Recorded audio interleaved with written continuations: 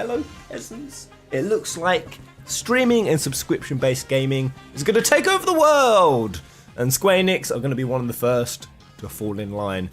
What's good, guys? How you all doing? Sorry for my very modest layout. I couldn't be bothered to get my green screen out. I've got so much to do today. Videos to record, full pheasant uploads to do over on my playthrough channel. And I've got a Kingdom Hearts marathon to prepare for, which is happening next week, which I'm so excited for. What is it, 25 days till KH3? Come on, baby. But I wanted to do this article real quick because it's getting a lot of people's backs up, a lot of knee-jerk reaction. And this is the latest article from Matsuda, CEO of Square Enix, and he spoke about the future of the company, where the trending of gaming is going, what Square Enix are looking at. And that's what I really want to emphasize here, is that in this article he's mostly talking about what they're keeping their eye on. And I think that's what's got a lot of people's backs up, is that they didn't really feel that he was saying that, and it was more, this is the direction we are going, rather than it's something we're keeping our eye on, you know. It's similar to when he started speaking about the Switch, games as a service. It's not outright saying this is the model we're adapting. I mean, well, it actually kind of was for games as a service, but it doesn't outright mean that we're not going to be getting these single player RPGs. No, what Square Enix are famous for, what we love them for, and what I don't think any of us want to see them depart from. But he spoke about rapid adaptation of new platforms, and his quote was, "The current generation of game consoles has entered the late stage." So we're at the final dungeon now. "And the next generation of consoles has become a topic of discussion in the digital entertainment industry," Matsuda writes. "Meanwhile, cloud streaming service for gaming have at last begun to show signs of taking off. Streaming is likely to bring a number of new platform operators into the market, as well as kill a great many, Matsuda, in addition to the existing console providers." So we have heard so much lately from Square Enix about the future, what they're looking at. You know, once again, going onto the Switch, games as a service. Even if we look at the latest Final Fantasy products within this franchise, things like 15, how much was implemented in that, because it was the latest set trends, rather than being the trendsetters. I fleshed all of this out. My opinion on games as a service has been very well known. But I have said that as much as I dislike it, and I think it will be extremely detrimental to the way we used to enjoy our games, and where our previous Final Fantasies used to be born and bred from, and why they were so magical. And that's very much in danger, I fear, and it definitely worries me for the 7 remake, especially because even if we go over to another article within this, it's talking about the PlayStation 5 and how people really think this is going to be the era where digital consumption is just going to take over. And I really feel like it's just going to happen. As much as I've seen comments about people saying, nah, this ain't going to happen, you know, people's internets aren't going to be great enough, you know, the infrastructure just isn't there, so there's going to be too many gamers who haven't got the internet to be able to stream 4K games. I really don't think any of them give a shit. I feel like gaming is the last bastion holding on to physical copies as we know it, and the only thing that's avoided streaming services. I mean, look at it. Look at music. Look at the giants that Spotify have become. I mean, honestly, my girlfriend's brother, he's at university. He's got a band that they are really pushing everything into, and he goes to Brighton University Music, and he's pretty much said Spotify are just the kings. These streaming services, they have absolutely taken over, and pretty much now it's not about making a decent album or single or going around and doing loads of gigs. Now it's about just trying to get your song on a decent Spotify playlist, and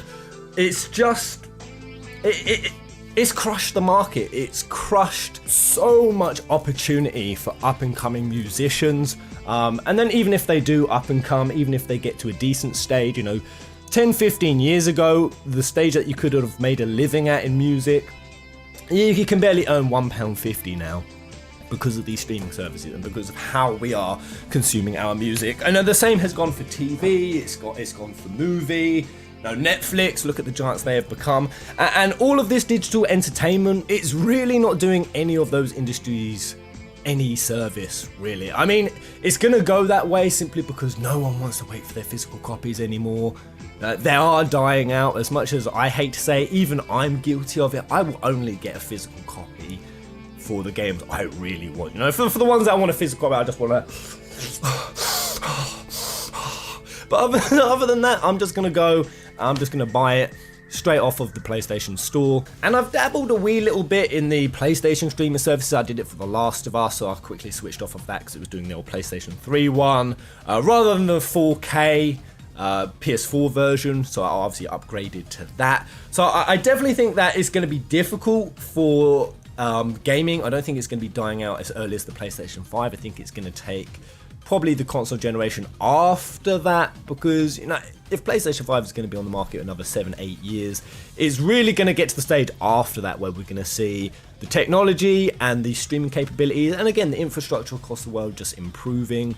And it's just going to happen. And although that does suck massive balls, now how is this going to be chalked up? Are we going to end up having to get subscription packages for each single dev? I'm going to have to get an EA, well, I'll never get an EA one. People are discussing, is it going to get to that point where it's going to come down to individual devs trying to corner the market and hold a monopoly over their players? You know, we've definitely, once consoles phase out, and that's even a discussion that's going on. I think it was Ubisoft's boss, what the hell is his name? Yves Guillemont. I mean, even he says, I think we will see another generation of consoles, that is, but there is a good chance that step by step we will see less and less hardware. With time, I think streaming will become more accessible to many players and make it not necessary to have big, expensive hardware at home. There will be one more console generation, and then after that, we will be streaming, all of us. Oh, when I read that, it did feel like I sucked on a big old lemon. Simply because I can kind of see the truth in it. And as much as I go to the comment section, and you've kind of got the half feel like, yeah, this is kind of realistically where it's going to go. When we look at where music has gone, when we look at where TVs and videos have gone, that's all gone over streaming services. And I'm the generation that likes physical copies. When I think about the generation ahead of me, ahead of us, yeah, they ain't going to give a damn about physical copies. I just think that's going to go, and I think that's going to be a huge detriment to everything. Because when we do look at those other streaming services, these monolithic digital providing companies, most of them aren't doing well. Netflix is not doing well. That company is in multi-billion pounds worth of debt. And I think I even pulled something up on this. Netflix has increasingly relied on debt for funds. Its long-term debt is 4.84 billion. Double what it was last year. It's going to keep getting worse, up to approximately 15.7 billion. Reportedly isn't reflected in the company's balance sheets, and it's declined to comment. Even when I go over to Netflix, just this February, I think they sold off some share packages to a few other companies, and they cleared their balance sheet, but they were about $1 billion in debt. Now I'm not going to presume to know too much about those, because I've not gone that deep, and debt doesn't necessarily mean what it means. I mean, it can do. You know, what I'm saying is I don't know if it's like a national deficit. You know, a national deficit isn't always a bad thing. So I don't know how the debt for these things work. But what I do know with these streaming services and subscription services is they do offer a lot of content for a cheap price for the people who play it. It's kind of like 14. I've had people ask, you know, is a subscription worth it for Final Fantasy? And obviously we go to 14. People said, I hate it. It's not worth it. It's greedy. And I've got to disagree on that, because it's only greedy and you're only not getting your money's worth if you don't play it. If you get a subscription for 14 and you play it even just 10 hours a week, you are definitely going to make your money's worth and more, providing you play it. But that's the thing with these streaming services. I kind of feel like they're sometimes like gym memberships. You know, people sign up, but they don't necessarily play that much, or they have lapses in their subscription, but they just keep it going. I think I had a WoW subscription for like 8 months going without playing it, and that's kind of where they coop a bit more of their money back. But by and large, these streaming services, they really hold too much power, and because of it, they're the ones who can make the demands. They're the ones who, it gets to a point where they're the ones who can set the price, and they can make everyone else dance to their tune. Again, we've seen that with music, we've seen that with TV and video, and I don't want to see that happen with gaming. And that's my biggest concern with it. But I do feel like that's where this all could be going, and it does kind of disappoint me to hear Square Enix being one of the very first to be coming out and saying, yeah, it's very realistic. And that's the one thing I'm going to give Matsuda, is Matsuda has very much this latest CEO. The previous one, he was the prequels and sequels guy. He was the recycling assets guy. Whereas Matsuda, he's been more of a where is gaming going? What direction it's going in, and how do we adapt to that? And I've got to give him kudos for it, because although as much as we don't like it, it is just the realistic truth of it. And just finishing off Matsuda's article, so these developments... Oh, my knee. Oh, God, I was a great YouTuber. But then I took a desk to the knee. The current generation of game consoles has entered... oh, no, I've read that. These developments produce a growing number of avenues through which game publishers and developers can provide content. In particular, game streaming service will be the ultimate driver of a rapid transition. And as he says here, and I think it was the keyest part of the article, streaming also lends itself to a new subscription-based model, business model, 100%. So believing and deciding how to engage with these forthcoming trends will be the key to future growth. And that's the key part there, deciding how to engage. It's not saying they have decided, it's not saying we're running the flag up the pole and we're now waving the subscription-based model. It's just, how do we do it? No. And of course, do I think that Square Enix will cross the line? Do I think they might get a bit greedy with it in the future? Will they do it in a way that wholly doesn't represent Final Fantasy or some of their other IPs? Yes, and I think that's where we as a fan base, we're going to have to step in. And despite, and this is the temptation of it. It's going to be cheap. It's going to be easily accessible. And for those of us who have internet, we're not going to give a damn. We're just going to jump on it. I'm definitely not going to try to go that way, because I think there's more on the line than even just that. I think there's some other issues, things like price control issues. I mean, they're going to be a major issue. Now, how do you make prices proportionately fair across the whole world? I mean, we recently saw it with FF14. I think it was the Russian community. Forgive me if I'm saying the wrong country. I think it was the Russians. They were originally paying a price that was comparatively 3 times lower, or it looked 3 times lower than what everyone else was paying based on their currency. So then Square Enix bumped it up, but what they weren't taking into account was really what is happening in Russia, which is they're a country where you can very often not get paid. In fact, I saw a horrific statistic. Again, it was so long ago, but it was something like 40% of workers are paid overdue, some of them skipping entire months of not getting paid, and just their quality of living and stability is really rather crap. So how do you adapt to that? How do Square Enix adapt to that? How do you decide and set these prices? Especially in all these countries where it's consistently fluctuating. How do you make it fair and accessible for everyone across the world? So price control is one big issue. Another one I jotted down was with these streaming services, are they really, we've already seen it now, so many games that they, even with physicals, that they just release and we just get day one patches. No, they don't release the product in a working state. They don't even bother with taking the proper compatibility and optimization steps, because they just know that they'll be able to throw out a day one patch. And that's with people now. What's that going to be like in the future when streaming services are taken over? It will get to a stage where we'll virtually never have a day one game come out in a decent state. Or we'll get to a stage where just chapters are coming out. It will be like episodic releases. That is just going to be the way of it if streaming services take over. And that sucks ass as well, because some people, me, when I used to play games, I used to binge them. I used to finish most of my game in 2 days. Even if it was a 40-hour game, I'd bust up 20 hours per day, and I used to love that. I'm not like that now, because obviously I do streaming online, so I do like 2 hours a day. But for those people who really like to engage in their games that way, go down the rabbit hole and then play it consistently until surface. Oh god, that was great.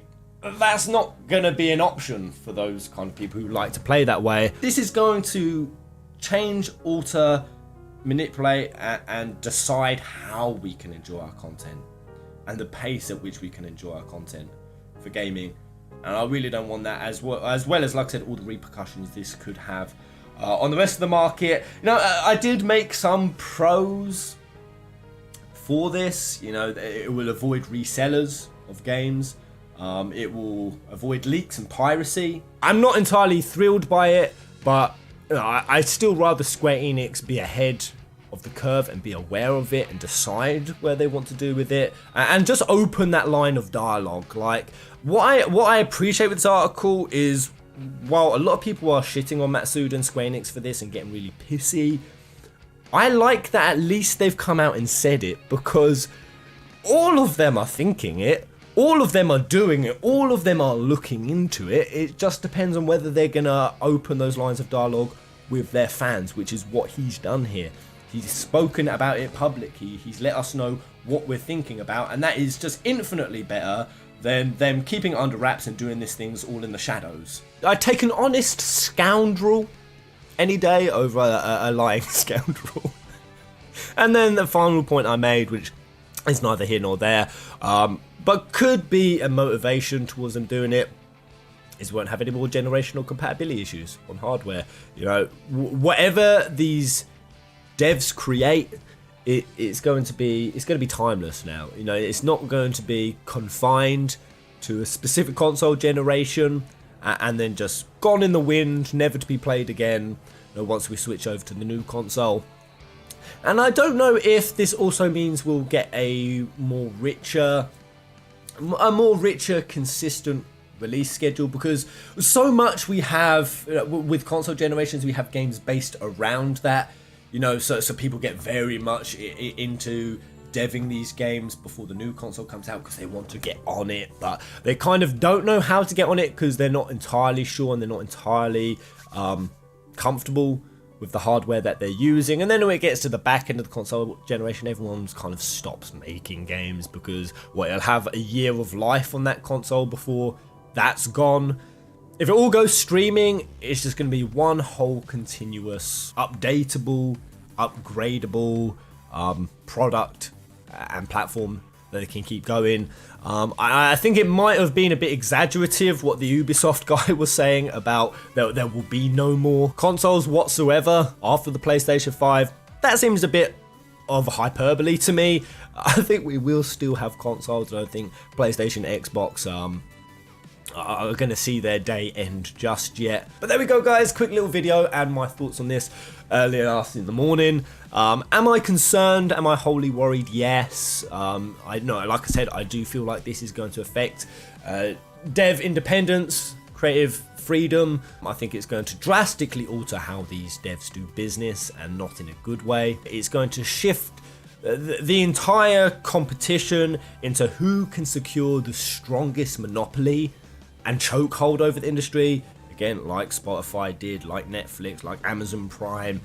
And it's going to be about who can get people into their camp quickest and soonest and hold on to them and offer them best packages, and that ultimately will just collapse the quality of gaming. We're already shifting into a phase where it's not necessarily the case that the companies that create the best quality games are the ones on top.